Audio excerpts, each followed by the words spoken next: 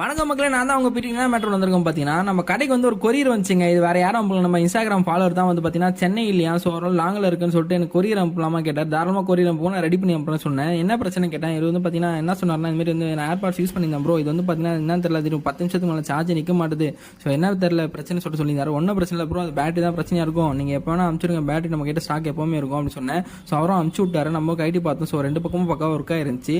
So இதை வந்து எடுத்து நம்ம வந்து பார்த்தீங்கன்னா பேட்டரி மாற்றிடலாம். ஸோ எப்பவும் போல் வந்து ஏர்பீஸ் வந்து எடுத்து வச்சுட்டு அதில் இருக்க பேட்டரி வந்து நம்ம ரிமூவ் பண்ணிடலாம். ஸோ இதான் வந்து பார்த்தீங்கன்னா ஒரிஜினல் பேட்டரி. ஸோ இது வந்து இதில் இருந்தது. ஸோ வந்து நம்ம ரிமூவ் பண்ணிட்டு நம்ம புது பேட்டரி மாற்ற போகிறோம். ஸோ புது பேட்டரி மாற்றிடலாம். ஸோ புது பேட்டரி மாற்றினது அப்படின்னா நல்லா பக்காவாக டேப் பண்ணிடணும். இல்லை வந்து பார்த்தீங்கன்னா ப்ளஸ் அண்ட் மைனஸ் டச் ஆகக்கூடாது. ஏன்னா டச் ஆச்சுன்னா ஏர்பாட்ஸ் வந்து எகிரிடும். ஸோ அதனால் பார்த்தீங்கன்னா பக்காவாக சீல் பண்ணிட்டு நம்ம வந்து பார்த்தீங்கன்னா உள்ள க்ளோஸ் பண்ணி வச்சிட்டோம். ஸோ சார்ஜ் போட்டு ரெண்டுமே ஒர்க் ஆயிடுச்சு. ஸோ அவருக்கு வந்து பார்த்தீங்கன்னா ரிட்டன் நம்ப போகிறோம். ஸோ பக்காவாக பேக் பண்ணி ரிட்டன் அனுப்பிச்சிட்டோம். ஸோ இது வரைக்கும் வீடியோ பார்த்தீங்கன்னா மறக்காம ஷேர் பண்ணுங்க, லைக் பண்ணுங்க, கமெண்ட் பண்ணுங்க. தொடர்ந்து வீடியோ பாருங்க. ஓகே ஃப்ரெண்ட்ஸ், பாய்.